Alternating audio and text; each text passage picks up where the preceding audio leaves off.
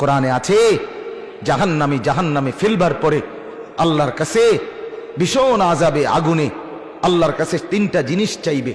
জাহান্নামী বলবে, আল্লাহ এত কষ্ট না দিয়ে আমারে মৃত্যু দিয়ে দেন।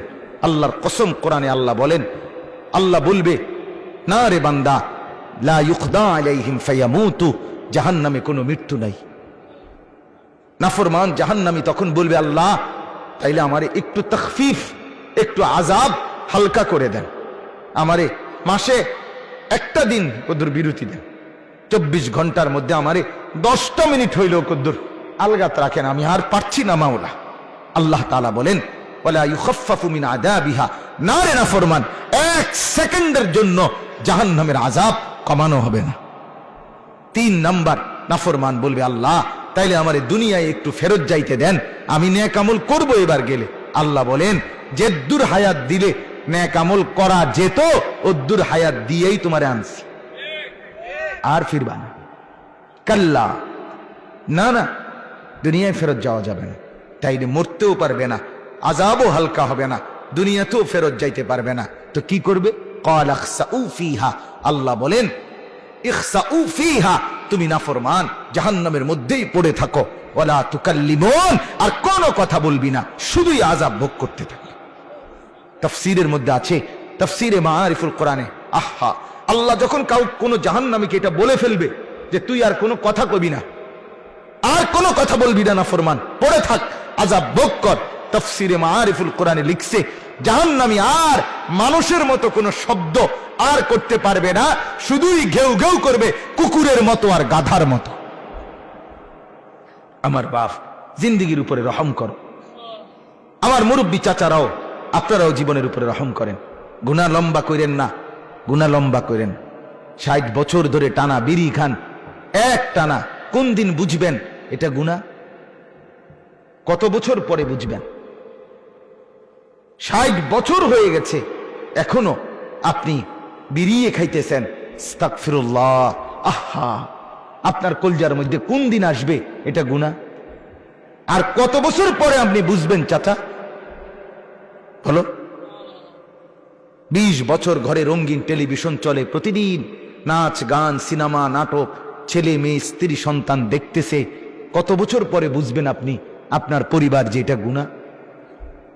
30 বছর ধরে টানা ব্যবসা, একই রকম মিথ্যা, ওজনে কম দেওয়া, এরপর অবৈধ উপার্জন, ধোঁকা, প্রতারণা, সুদ, কিস্তি, লোন, এগুলো দিয়েই ব্যবসা করছেন। কত বছর পরে বুঝবেন এটা গুনাহ?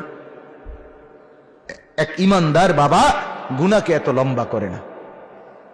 মুসলমানের ছেলে বাপ, কতদিন হয় ফজরের নামাজ পড়ো না?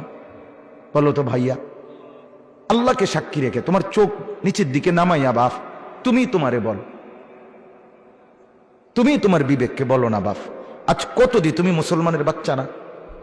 তোমার বাপ মুসলমান, তোমার মা মুসলমান, তোমারে তো মরলে মুসলমানের গোরস্থানে দাফন করবে।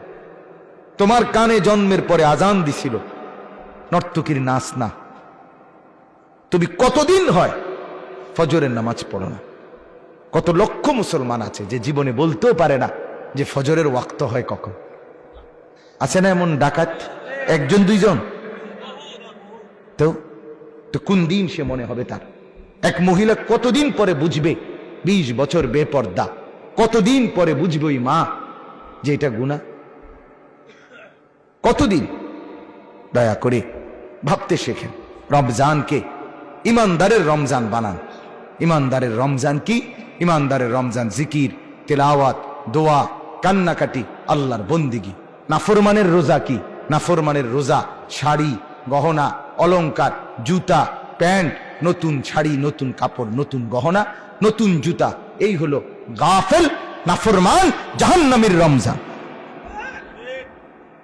হ্যাঁ, সে মনে করে এটার মধ্যে নতুন জামা, নতুন প্যান্ট, কি করবো এটা দিয়া? ঈদের দিন ফিন্দু। ঈদের দিন ফিনলে কি তোমার মানুষে মাথা তালগি দিয়ে আঁটবো নাকি? তুমি একটা নতুন ফ্যানে ফিনছো আর কি, তা আর মানুষে ফিনছে না, তো তুমি আর নতুন ফ্যান ফিনদা কিরবা? মানুষে তোমার মাথা তালগি দিয়ে আঁটবো। এটার মধ্যে আলাদা বিশেষত্ব কি? কিছুই নাই, এটা ধোঁকা ছাড়া আর কিছু। কোরআন এবং সুন্নাহর মধ্যে কোথাও নাই এ কথা। রমজানের ঈদের জন্য নতুন জামা, নতুন শাড়ি, নতুন গহনা, নতুন জুতা, নতুন শার্ট, নতুন প্যান্ট, নতুন থ্রি পিস, এগুলো কিনবার কোনো প্রয়োজনীয়তা ইসলামের মধ্যে কোথাও নেই। ফরজও না, ওয়াজিবও না, সুন্নতও না, নফলও না, মুস্তাহাবও না, কিচ্ছু না, ঘোড়ার ডিমও না। বিশ্বাস করেন বাবা, কিছুই নাই। পবিত্র কাপড় পরা সুন্নত, পরিচ্ছন্ন কাপড় পরা সুন্নত, আর সেটা শুক্রবারেও সুন্নত, সেটা কোরবানির ঈদেও সুন্নত। কথা বোঝেন নাই? আমি অনেক সময় বলি, এক ঈদ জায়গা কাপড় সফরের ঈদ, আরেক ঈদ গরু ছাগলের ঈদ। তোর ঈদ কোনটা? মুসলমান, তোর এই ঈদ কোনটা? বোঝেন নাই? কয় যে বছরে রোজার ঈদ মানে কি? কাপড় সফরের ঈদ। আর কোরবানির ঈদ মানে কি? গরু ছাগলের ঈদ। তোর ঈদ কই? কিরে মুসলমান, তোর ঈদ কই? একটা তো গরু ছাগলে নিল, আরটা তো হাফ প্যান্ট আর ফুল প্যান্টে নিয়ে গেল, তো তুই কো? হেবড়া ভাত। ঠিকই কইছেন, হেবড়া ভাত। আল্লাহ আমাদেরকে মাফ করে দেন। অতএব আমাদের কথা আমরা বাবা বললাম, দয়া করে আমরা প্রত্যেকেই শবে বরাত আগামীকাল তো কি করবেন? অনুষ্ঠান করবেন। কি করবেন? ইবাদত করবেন। 2 নাম্বার হলো মাহে রমজানে গুনাহ মুক্ত জীবন গড়বার ফিকির করবেন। 5 ওয়াক্ত নামাজের ফিকির করবেন। নির্সিদ্ধান্ত নেন, একটা রমজান, বছরে মাত্র একটা মাস, আল্লাহর ইবাদতের জন্য জিন্দিগি কাটাবেন। আল্লাহর নবী সাল্লাল্লাহু আলাইহি সাল্লাম 2 মাস দোয়া করতেন রমজানের জন্য। বাবা 2 মাস ইমানদার ফিকির করে। ইমানদার ফিকির আমার শায়েখ আল্লামা মুফতি মুশতাকুর নবী সাহেব 6 মাস আগের থেকে বলা শুরু করছে, রমজান রমজান, এই ওমরায় যাবে, ওমরা আল্লাহর ঘরে যাবে, সেখান থেকে আসবে, আবার এতেকাফে বসবে, মানে কথাবার্তা শুধু রমজান। আমরা এখন সারা দিন যে যা বলে, ভাই রমজান, রমজানের আগে আর খালি নাই, রমজানের পরে আবার নতুন মাহফিল, রমজানের মধ্যে কোনো মাহফিল নাই, রমজানে ভাইয়া 20 তারিখ ওমরার ফ্লাইট, রমজানের 10-11 রমজানে আসবো, রমজানের মাঝামাঝিতে যশোর এক বড় বুজুর্গের খানকায় যাব, রমজানের শেষ দশকে আল্লাহর ঘরে এতেকাফ করব।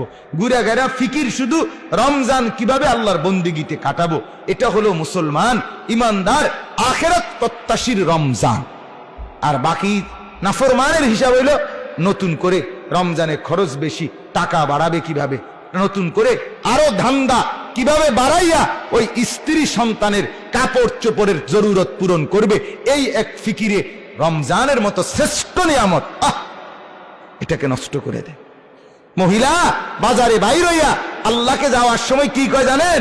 আল্লাহরে মহিলা বলে, অসভ্য মহিলা, বেপর্দা মহিলা, আল্লাহকে রমজানে বাজারে বাজারে ঘুরে আর আল্লাহকে বলে, আপনি নি কইছেন রহমত দিবেন, মাগফিরাত দিবেন, নাজাত দিবেন, আমনে রেডি লইয়া আমনে থান, আমি জুতা কিনতে যাইতেছি। আমনের রহমত আমি কিনবো, আমার মাগফিরাত দিয়ে কি লাভ? আমার দরকার জুতা, আমার দরকার 3 পিস, আমি আপনার নাজাত দিয়ে কিটা করবো? আমার জান্নাত কি আর জাহান্নাম কি? আমার দরকার হলো জুতা না। তো তুমি, আমিও বলি, তুমি মা মনে রাখো, ও চিরেই হাসরের ময়দানে ফেরেশতা তোমার এই জুতা দিয়েই ফিরবো। হ্যাঁ দোস্ত, ও চিরেই যে জুতার জন্য আল্লাহর রহমত আর মাগফিরাতকে বিসর্জন দিছ, সেই জুতা দিয়েই ফিরবে তোমার। আল্লাহ আমাদেরকে মাফ করে দেন। অতএব গুনাহ মুক্ত রমজান চাই। কি রমজান বলেন না? গুনাহ মুক্ত। আল্লাহ তাআলা তৌফিক দান করেন। যারা যেই বদ অভ্যাস, গুনার অভ্যাস সব ছেড়ে দেন, ঘরের টেলিভিশন টোটাল বন্ধ করে দেন, বিড়ি খাওয়া, সিগারেট খাওয়ার অভ্যাস ছেড়ে দেন, 5 ওয়াক্ত নামাজে অভ্যস্ত হন। যুবক ভাই, আবারও বলছি, মোবাইলে ছবি দেখা, নারী দেখা, শুধু কেবল গুনার মধ্যে ডুবে থাকা, এটা ছেড়ে দাও বাপ, আল্লাহ বরকত দিবে। আল্লাহ এই মাহফিলকে কবুল করেন, এই মাদ্রাসাকে আল্লাহ তাআলা কবুল